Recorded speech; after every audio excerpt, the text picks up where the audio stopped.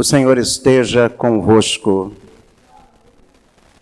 Proclamação do Evangelho de Jesus Cristo, segundo Lucas. Glória a vós, Senhor. Naquele tempo, Jesus dirigiu-se a uma cidade chamada Naim. Com ele iam seus discípulos e uma grande multidão. Quando chegou à porta da cidade, eis que levavam um defunto, filho único, e sua mãe era viúva. Grande multidão da cidade a acompanhava. Ao vê-la, o Senhor sentiu compaixão para com ela e lhe disse: não chores. Aproximou-se, tocou o caixão e os que carregavam pararam. Então Jesus disse: jovem, eu te ordeno, levanta-te. O que estava morto sentou-se e começou a falar. E Jesus o entregou à sua mãe. Todos ficaram com muito medo e glorificavam a Deus, dizendo: um grande profeta apareceu entre nós e Deus veio visitar o seu povo. E a notícia do fato espalhou-se pela Judéia inteira e por toda a redondeza. Palavra da salvação. Caros irmãos, queridas irmãs, hoje, terça-feira, dia 13 de setembro, celebramos a memória de São João Crisóstomo, bispo, doutor da Igreja. Estamos na 24ª semana do Tempo Comum. Amanhã estaremos celebrando a exaltação da Santa Cruz. Depois de amanhã, Nossa Senhora das Dores. Dias fortes de oração para nós. Mas, quando eu escuto esse Evangelho de hoje e o comparo com a primeira carta de São Paulo aos Coríntios, capítulo 12, a analogia que São Paulo faz à igreja, corpo de Cristo e seus membros, eu me lembro de duas coisas muito interessantes. Quando eu me lembro do evangelho da viúva de Naim, que tinha um filho único, eu volto lá para o ano de 1997. Você tinha quantos anos, Fábio Luiz? 97. Hã? 20, não? 97. Não sei. O ano que o Papa São João Paulo II esteve no Brasil pela última vez. No ano da Jornada Mundial com as famílias. Lembra? Em outubro? Eu tinha apenas 4 anos. 4 aninhos? Eu tinha 4. Nossa, olha como eu estou ficando velho. Em agosto daquele ano, aconteceu em Paris, na França, a Jornada Mundial da Juventude. E o tema principal e a pregação principal que o Papa São João Paulo II, são coisas que marcam a gente e fica na nossa cabeça, a gente nunca mais esquece. Foi exatamente este evangelho de hoje, do encontro de Jesus com a viúva de Naim. E São João Paulo II, naquele jeito muito eloquente que ele tinha, ele já estava ficando um pouco doente, mas ainda estava bem. Ele faz uma das pregações, na minha humilde opinião, mais belas, porque ele começa a explicar esse evangelho como? Exatamente como eu falo aqui sempre, né? A gente tem que ler o Evangelho, nós estamos no mês da Bíblia, nós temos que ler o Evangelho como se a gente estivesse assistindo um filme, uma série. Eu, assistindo agora essa série que saiu na Amazon Prime, que, aliás, tem muitos filmes católicos lá, bons. Talvez o streaming que tenha mais filmes católicos, né, Fábio? E religiosos, é a Amazon Prime. Os Anéis de Poder, do Tolkien, né, que é um apanhado de algumas obras, além do Silmarillion, dos Contos Inacabados e de outros textos do Tolkien, eu me interessei novamente em assistir O Senhor dos Anéis, a trilogia original, e depois O Hobbit. E todo aquele universo que o Tolkien cria, que é muito baseado na Bíblia, na Sagrada Escritura. Enfim, por que eu estou dizendo isso? Porque nós devemos olhar a palavra de Deus, olhar o Evangelho, exatamente como se estivéssemos olhando, nos debruçando sobre uma série de streaming, de televisão, agora de celular, de computador, onde a gente se reporta, se coloca naquela situação. E São João Paulo II, em 1997, fez isso de uma maneira magistral, porque ele começa nos indicando a contemplar aquela cena. Contemple aquela cena. 2 cortejos, 2 grupos vindo um na direção do outro. O primeiro cortejo, o primeiro grupo, era o grupo de Jesus e dos apóstolos, alegres, cantando com seus discípulos também, celebrando, louvando a Deus com uma alegria imensa. Você imagina aquele grupo, Fábio, de jovens cantando no meio subindo a uma montanha ou fazendo um passeio, brincando, se divertindo, rindo. E do outro lado, na direção oposta, veio um grupo completamente distinto, triste. O enterro de um filho único. Um enterro já é normalmente triste, mas um enterro de um filho único, de uma viúva, é ainda mais triste. Imagine que o povo de Naim estava saindo daquele vilarejo para enterrar aquele jovem. Então, um contraste muito grande existe entre o grupo alegre dos apóstolos com aquele grupo triste, choroso, em silêncio, ferido, dolorido.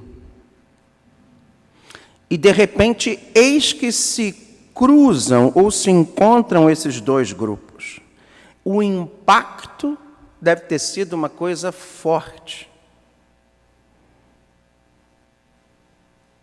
E o Evangelho de hoje diz que era uma grande multidão naquele cortejo daquela viúva, lá naquele vilarejo de Naim.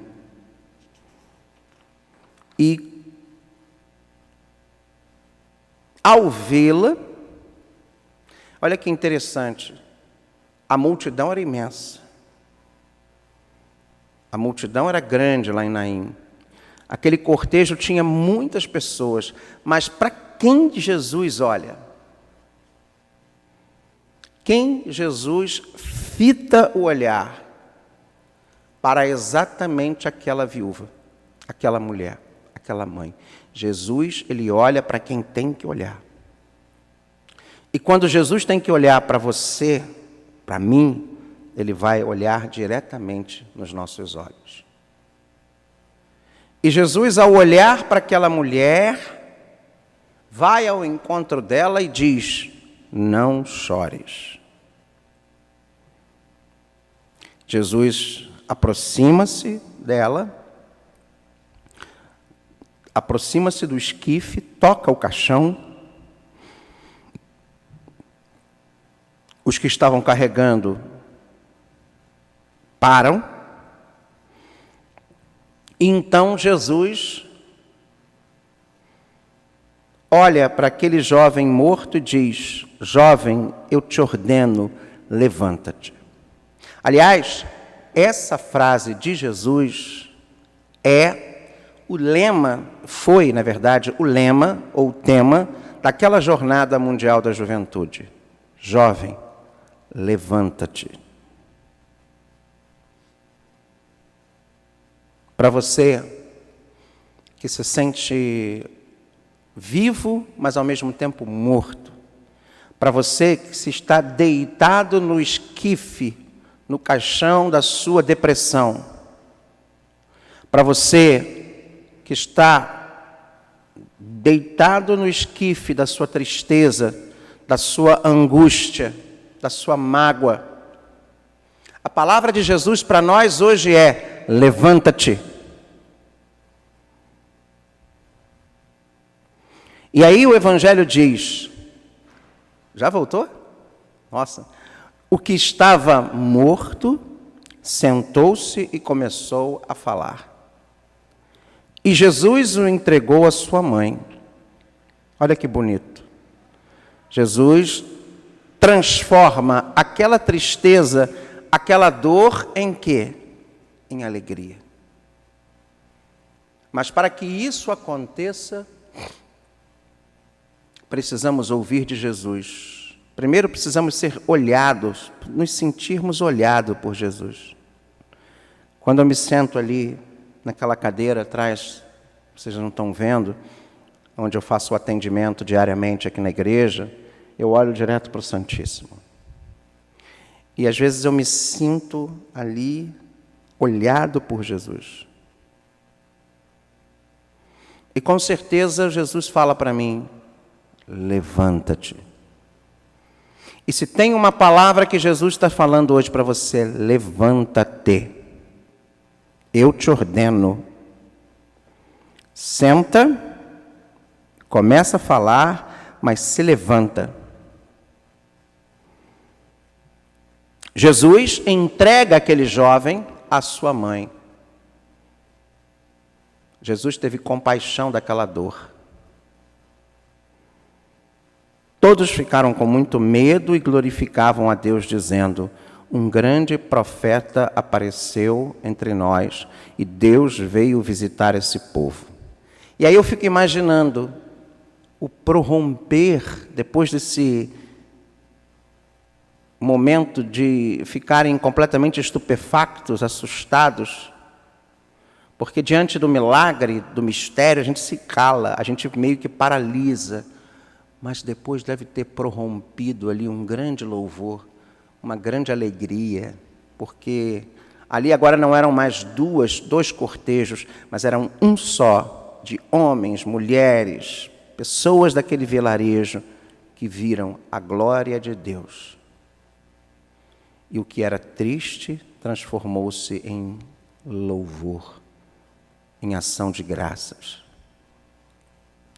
E só Jesus é capaz disso. E aí você me pergunta: Padre João, o que isso tem a ver com... O que isso tem a ver, Padre João, com a primeira leitura? Cada membro do corpo de Cristo, cada membro, judeus, gregos, escravos, livres, progressistas, tradicionais, conservadores, avançados, todos que fomos batizados em um único Espírito, formamos um só corpo, um corpo vivo. E Jesus está dizendo para nós, igreja: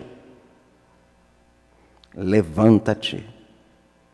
Mas não é se levantar simplesmente para se permitir entrar numa cruzada para lutar e defender a honra da igreja. Quem conduz, quem converte, quem convence é o Espírito Santo. Você chegou a assistir, Fábio, os 3 filmes do Senhor dos Anéis? Assisti, mas o terceiro, O Retorno do Rei, tem a batalha de Mordor, não, da outra cidade, de uma cidade em frente a Mordor, que era uma das últimas cidades onde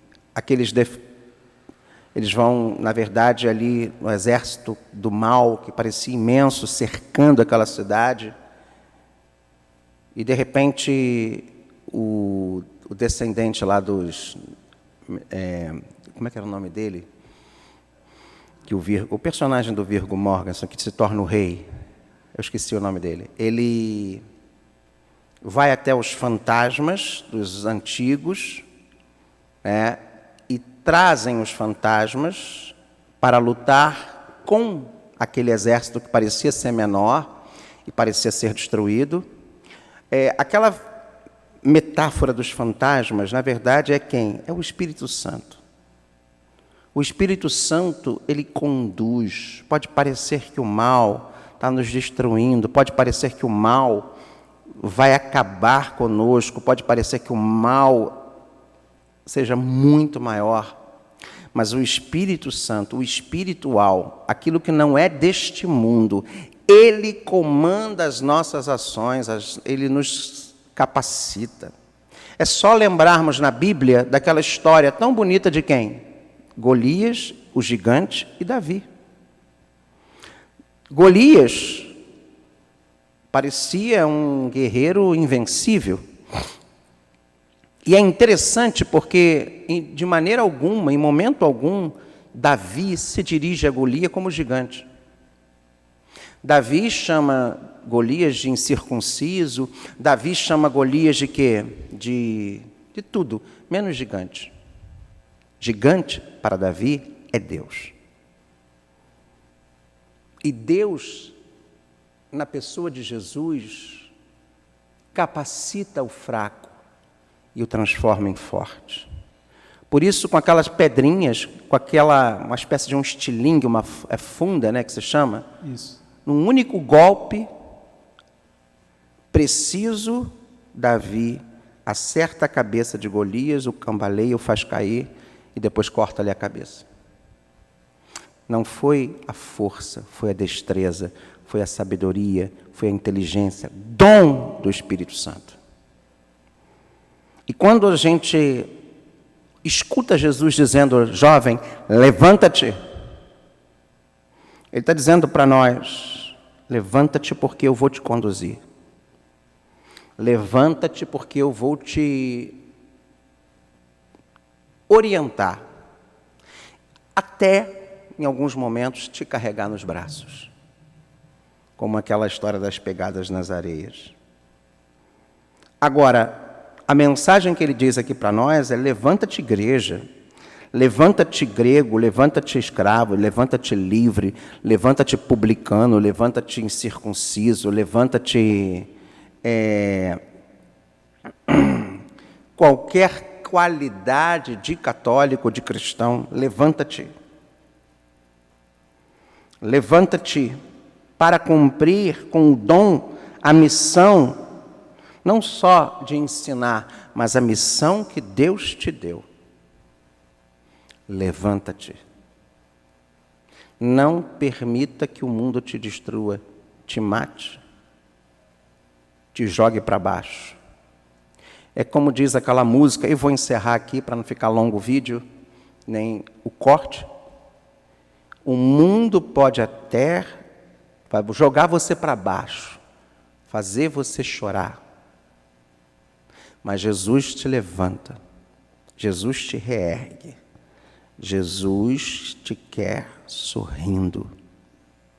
Mesmo que o preço desse sorriso seja o sorriso do sofrimento, mas é um sorriso que tem que brotar da alegria e da certeza de que Jesus está conosco.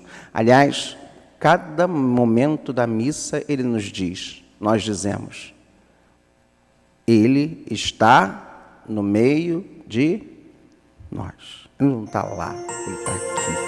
Ele está